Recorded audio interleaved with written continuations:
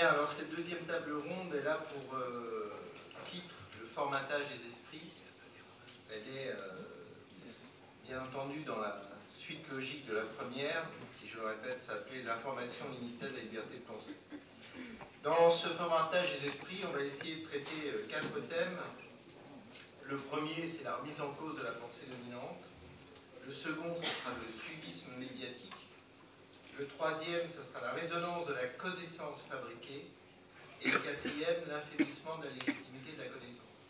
Et à la fin, comme on l'a fait avec Stéphane Bodin pour Théâtre Béni, donc il nous présentera cette expérience d'agence Info Libre, qui est un peu justement le contre-champ de ce qui va être dit par les autres intervenants. Donc je vais commencer par céder la parole à Richard de Sèze, qui va nous parler, lui, de la diabolisation des idées et est-ce que c'est un phénomène irrémédiable.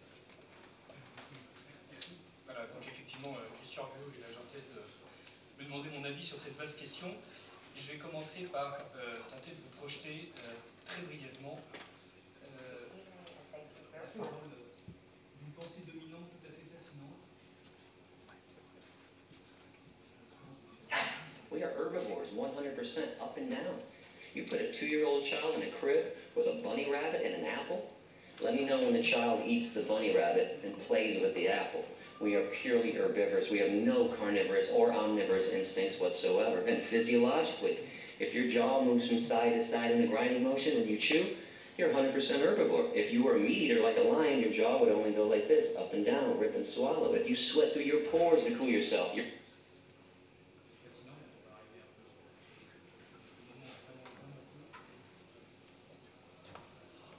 in which they ask me, the world, injustice can't live forever. The world will become vegan one day. Just like the world did. Donc, il y en a 12 minutes, c'est absolument génial. L'Holocauste humain n'est rien comparé à l'Holocauste animal, qui d'ailleurs a permis de planifier l'Holocauste humain. Il faut que nous soyons tous végans, et d'une façon générale, les végans ne violent pas, ne tuent pas, ne volent pas, il n'y a pas de végans dans les prisons, et le futur de l'humanité est végan. Ce qui est intéressant, c'est qu'évidemment, cet intervenant, cet expert, qui fait partie sans doute de ceux qui sont invités sur les plateaux télévisés, fait partie d'une nouvelle pensée dominante qui est en train d'émerger et qui est en train de prendre sans doute à contre-pied la pensée dominante dont nous allons parler.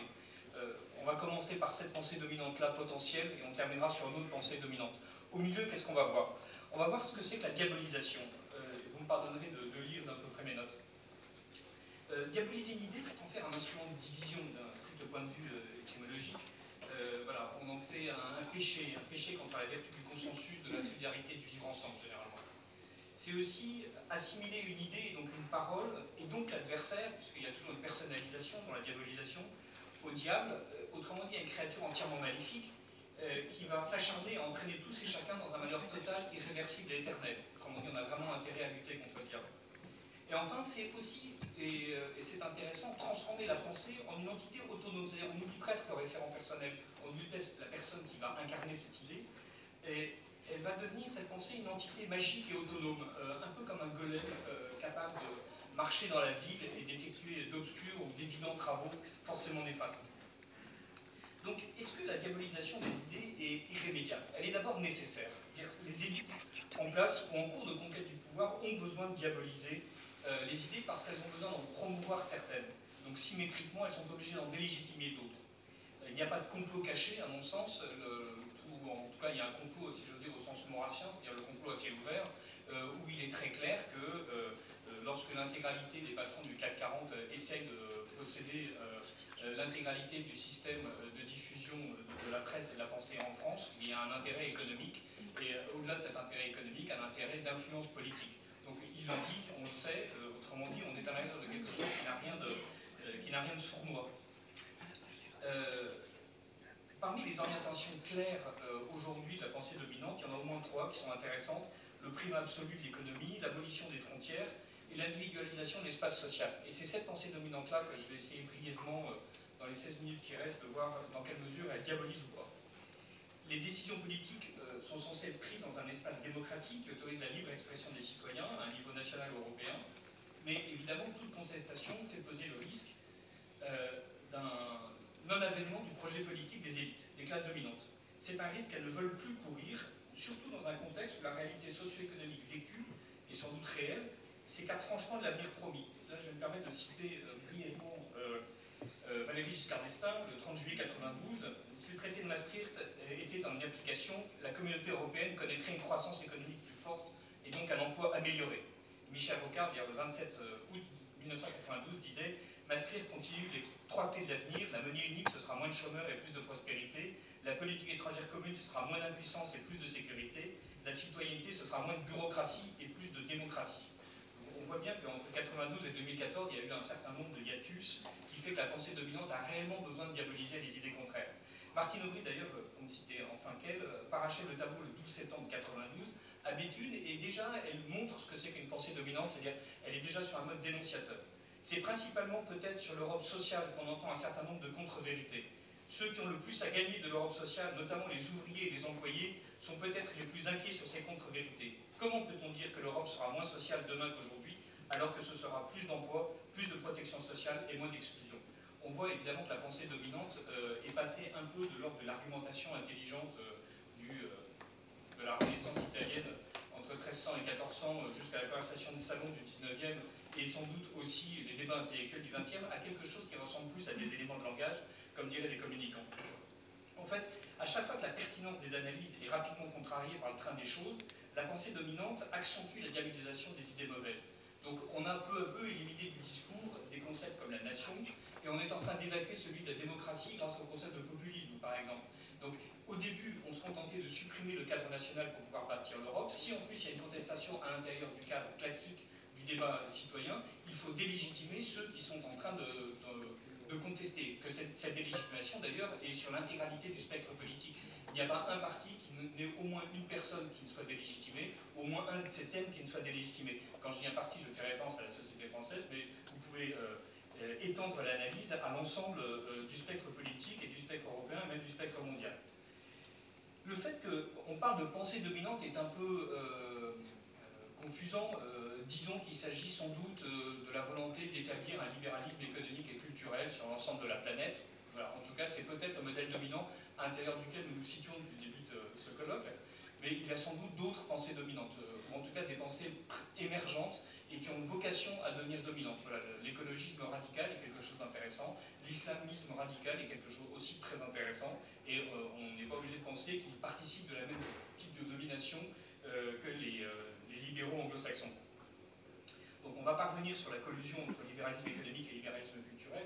Michel vous en a déjà parlé 100 fois mieux que moi. La leçon à retenir, c'est plutôt le basculement de la classe politique et de la classe médiatique dans la dénonciation du réel. C'est-à-dire la pensée dominante a considéré à partir d'un moment qu'elle avait des grilles d'analyse, des matrices d'explication, des grilles de lecture préétablies et qu'il n'y avait aucune raison d'en sortir. Et donc il fallait, bon gré mal gré, que l'intégralité des faits vienne se ranger ou soit simplement ignorée. On a abondamment glosé dans la première partie du colloque sur l'évitement et le non-dit. Et il faut maintenant voir aussi que cette matrice, elle est intéressante parce qu'elle s'est continuellement augmentée. Elle était d'abord purement politique, elle est devenue sociale, elle est devenue humanitaire et généreuse.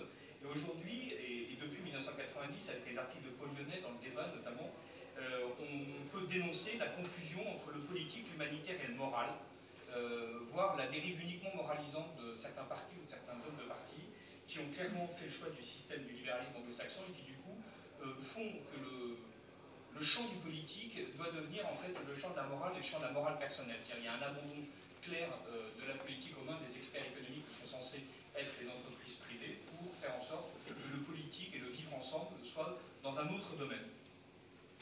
Alors, cette pensée dominante et ces tactiques de diabolisation, il est évident qu'elles doivent énormément à la culture antifasciste stalinienne et à la prédominance communiste dans l'immédiate après-guerre en France. La route était pavée pour un mode de dénonciation hystérique et complotiste qui veut que l'adversaire soit intégralement mauvais et haïssable, d'une part, et que d'autre part, il suffit d'un seul manquement à la règle pour devenir un adversaire. Ça, c'est quelque chose qui, évidemment, est aussi directement hérité de la Révolution française, on y reviendra un peu tout à l'heure. Outre le bénéfice pour les élites en place d'installer une pensée dominante qui ne souffre pas de contestation, il y a une autre catégorie qui a intérêt à diaboliser les idées, pour la rétribution gratifiante qu'elles peuvent en avoir, c'est la classe médiatique. Alors, bien sûr, on a entendu tout à l'heure l'un des représentants de la classe médiatique qui explique politiques sont venus lécher les bottes des journalistes, alors qu'avant c'était l'inverse. L'écosystème est sans doute légèrement plus complexe, ne serait-ce qu'à travers le financement des médias, ce genre de choses. Ce qu'il faut retenir, c'est surtout que la classe médiatique est dorénavant à la place des intellectuels, à qui elle n'offre plus la parole, dans le rôle du censeur sévère, du garant, du sauveur, autrement dit, de celui qui mène le combat eschatologique contre le mal et les méchants. Donc on est passé du débat d'idées au refus de débattre et à la théorisation même du refus, ce qui est intéressant, au fur et à mesure que la contestation de la pensée dominante se faisait plus forte, soit par la parole de plus en plus rare des intellectuels, soit par la pression têtue des faits qui sont périodiquement et dramatiquement révélés par les urnes.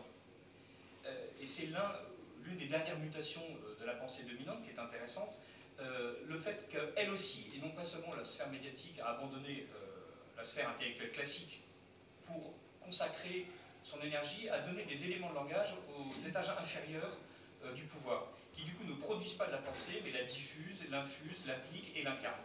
Toute la tactique du Parti socialiste, et d'autres partis, mais avec une réussite moins éclatante, en tout cas jusqu'aux dernières municipales de mars 2014, a été de constituer un parti de notables locaux, et si possible urbains, c'est-à-dire exactement là où sont les véritables centres de décision et de pouvoir.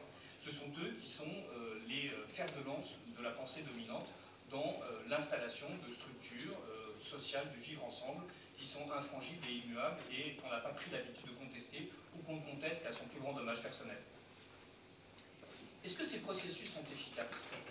Alors, toujours dans cette perspective un tout petit peu historique, ce qui est intéressant, c'est l'apparition de SOS Racisme au début des années 80 comme un emblème, c'est-à-dire un sous-marin d'un parti politique qui d'emblée voit une source de renouvellement potentiel dans une population précise, qui en élimine les représentants légitimes. Donc vous pouvez lire, pour ma part, je ne déteste pas Wikipédia, même si j'en connais les limites, l'article sur l'histoire de SOS Racisme dans Wikipédia est raisonnablement honnête, et puis surtout vous avez 40 pages de notes avec l'intégralité des sources qui sont intéressantes.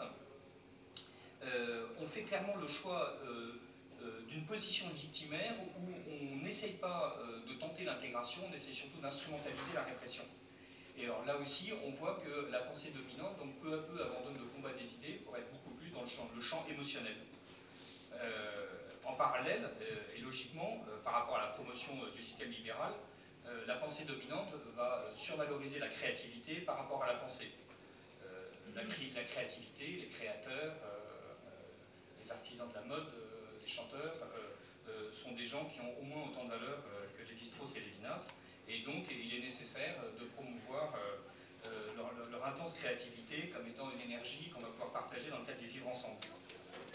Avec cette chose intéressante, cette dérivation de la démocratie dans le champ de la créativité, qui est qu'une fois que la créativité est une valeur, et qu'évidemment dans un système démocratique tout le monde a droit à la créativité, et qu'il suffit d'un désir de créativité pour que ce désir de créativité devienne un droit à la créativité, et que le fait de contredire ce droit ou de ne pas vouloir qu'il soit accompli est un déni de créativité, donc un déni d'égalité, donc fait en sorte que tout le monde devient créatif, et que cette validation sociale de quelque chose qui est entièrement livré à l'émotion plutôt qu'à la raison, se fait avec un double principe, tout se vaut, le jugement est impossible, le relativisme est absolu.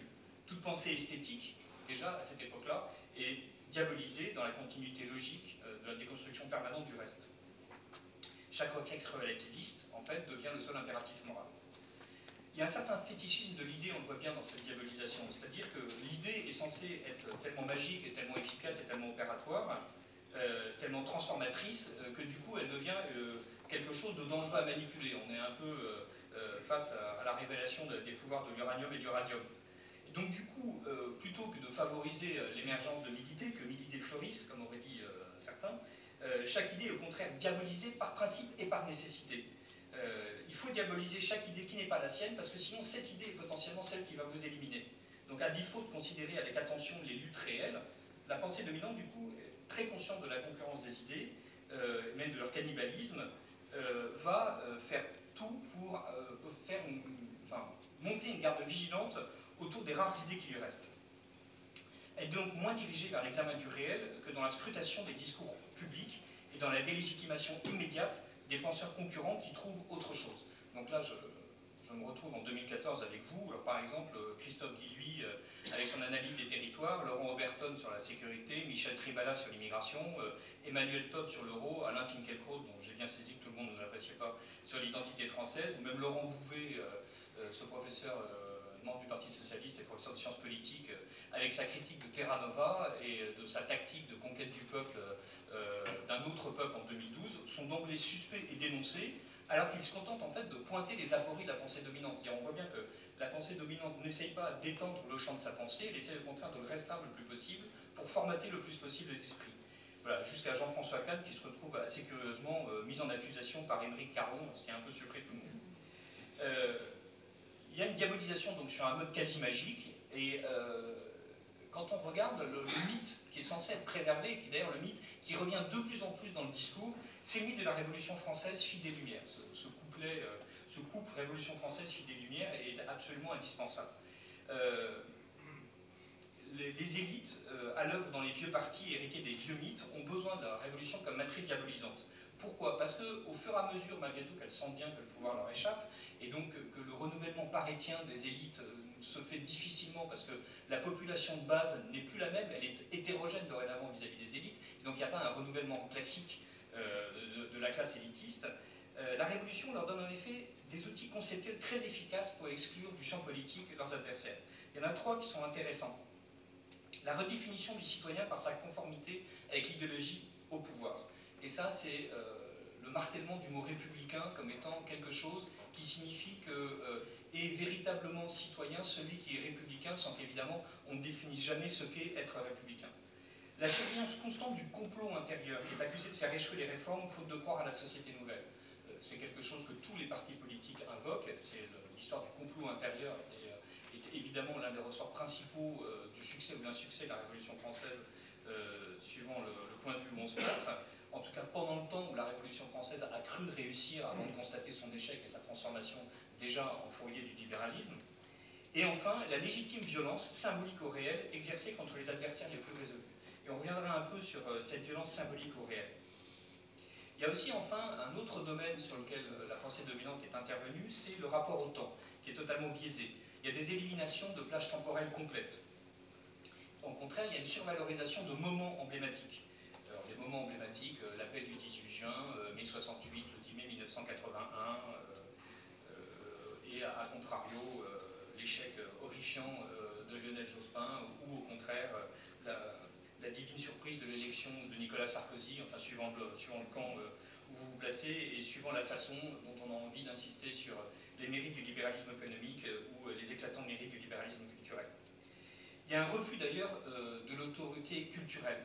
Ce qui est intéressant, c'est que ce qu'on est en train de vivre aujourd'hui en termes de diabolisation massive, évidente, revendiquée et assumée, non pas sournoise, c'est quelque chose que, par exemple, George Steiner, dans ses dialogues avec Boutan, avait déjà perçu en Allemagne en 1968.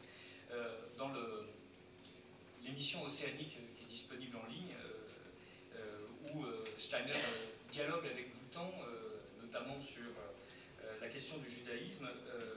Boutan raconte qu'à Francfort, en 1968, au moment où il cite quelqu'un, un des élèves lui dit « Mais ici, monsieur Steiner, on ne cite plus ». Voilà, et donc Steiner, déjà en 1968, se retrouve face à quelqu'un qui considère que, comme petit Gorgias, qu'il suffit à lui-même et qu'il n'y a aucune raison de citer qui que ce soit, puisque si tu n'es pas d'accord avec moi là maintenant dans notre vivre ensemble, c'est que de toute façon tu m'as déjà exclu. Donc, il y a une diabolisation rétroactive aussi dans ce refus du temps, dans une perspective chronocentriste qui est toujours plus marquée.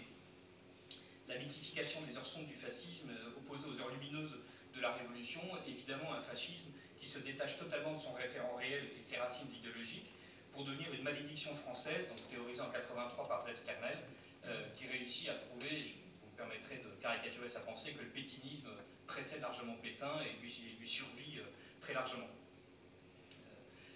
Cette contagion est amusante parce qu'il y a un jeu viral de la contamination qui est l'une des clés de la pensée dominante. On fait en sorte d'être de véritables inquisiteurs, non pas tant dans ce que l'Inquisition a réellement été, mais en tout cas dans le fantasme qu'on en a imaginé, du fait de traquer chaque idée émise, et où on voit bien que voilà, il suffit d'être juste à côté pour être au moins aussi pourri qu'eux. Alors, la seule chose qui manque, c'est une croix nazie, mais on voit bien qu'elle est en filigrane. Alors ce qui est intéressant, c'est que donc 2 ou 3 ans d'écart, on se retrouve avec une autre carte qui est vraiment parfaite, puisque la droite forte de l'UMP est apparue. Voilà, donc autrement dit, on voit bien au début, il y a juste les pourris identitaires et 2 ou 3 groupuscules d'extrême droite, et puis maintenant il y a l'UMP, et il y a évidemment la Manif pour tous, et l'intégralité de ceux qui, à un moment donné ou un autre, ne sont pas d'accord avec l'intégralité du projet.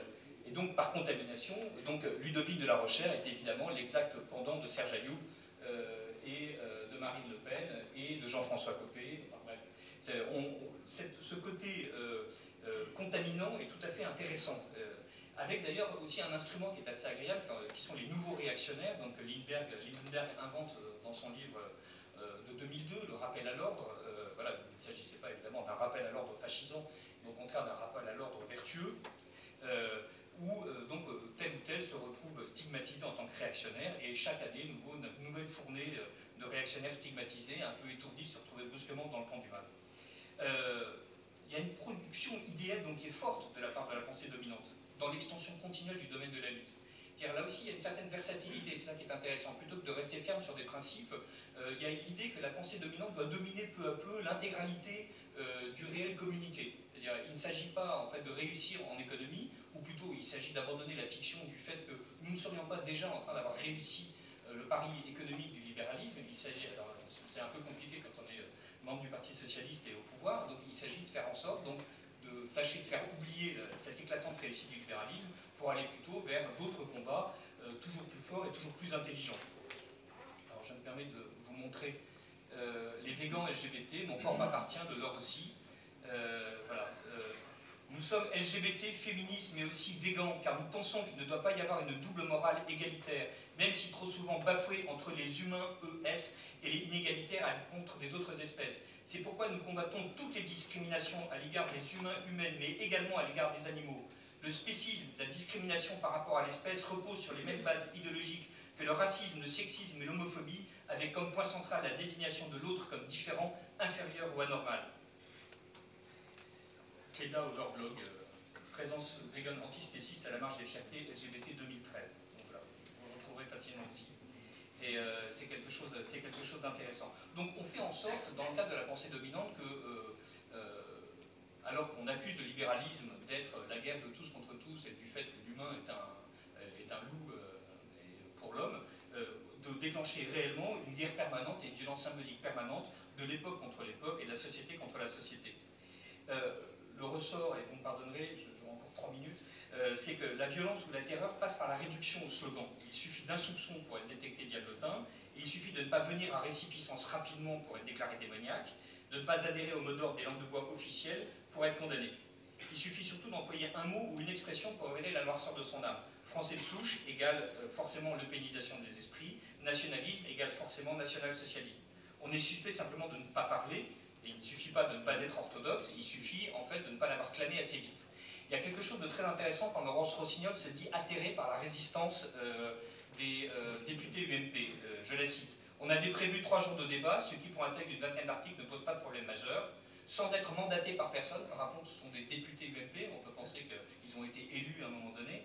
L'UMP, sans être mandaté par personne, s'est mise dans une situation d'obstruction parlementaire, s'est auto-désigné adversaire de ce texte d'une manière idéologique, à juger Laurence Rossignol. Donc c'est absolument fabuleux de voir que à l'intérieur même de la pensée dominante et des cadres de la pensée dominante, on réussit à s'exclure soi-même parce qu'on n'a pas respecté la feuille de route. D'une autre manière, quand Hollande explique que les mots ont toujours un sens, ce qui est assez drôle, il faut leur donner leur signification. Nul n'a le droit d'utiliser des mots pour défendre des idées, si on peut appeler ça des idées, quand il parlait de manifestants LMPT qui eux-mêmes prétendaient résister au pouvoir socialiste. Bien sûr, Internet est là pour nous rappeler qu'en 2007, Vincent Payon, futur ministre de l'Éducation nationale, avait appelé l'ensemble des Français à résister à Nicolas Sarkozy. Là, en l'occurrence, la novlangue n'avait pas de problème. Pourquoi? Parce que c'est une novlangue qui va de l'indétermination émotive, valeur de gauche, à la subversion classique des mots, républicains, dont on a vu qu'il a été gauchi, jusqu'à l'invention de mots valises immédiatement discriminants, populisme, qui a remplacé avec efficacité fascisme. Il y a surtout ce côté orwellien de la double pensée. Le traitement médiatique et judiciaire des présumés fascistes et des déclarés antifascistes prouve qu'on est capable d'opérer sur 2 niveaux simultanément. Sophie Vanish, qui a dirigé Histoire d'un trésor perdu, transmettre la Révolution française, mais aussi La liberté ou la mort, Essai sur la terreur et le terrorisme, distingue ainsi la violence oppressive, qui est forcément celle des réactionnaires, de la violence libérante, qui est forcément celle des révolutionnaires. Et donc en conférence, elle nous disait ce n'est absolument pas la même chose. Voilà. Du coup, elle a forgé le concept de cruauté. La cruauté, c'est du côté de la violence oppressive, alors que la violence libérante est du coup un mot dont il ne faut plus avoir peur. On a le droit de frapper les gens parce qu'on les libère. Et d'ailleurs, les recensions du bouquin de Vanish nous expliquent que du côté des louanges, il faut saluer l'originalité et l'importance de la démarche. Certains historiens se méfieront de l'utilisation des concepts anthropologiques de sacré ou de vengeance dans le champ politique. Pourtant, l'interprétation qu'en fait l'auteur est stimulante et ouvre des pistes de réflexion essentielles. Voilà. Ce sacré et cet effroi face à la violence se lisent dans tous les débats politiques de la terreur. Okay. Donc la réduction de l'idée de la parole au slogan, du slogan à l'image. Donc à l'heure de la pensée assertive, il s'agit de forcer l'autre à se découvrir dans un shibboleth permanent, en essayant plus de le convaincre, mais en le rangeant dans la catégorie des maladies contagieuses.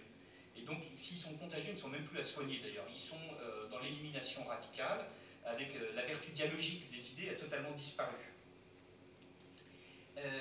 Est-ce que on n'atteint pas une certaine limite? Alors, quand on regarde la force des slogans, on a droit à ce genre de choses.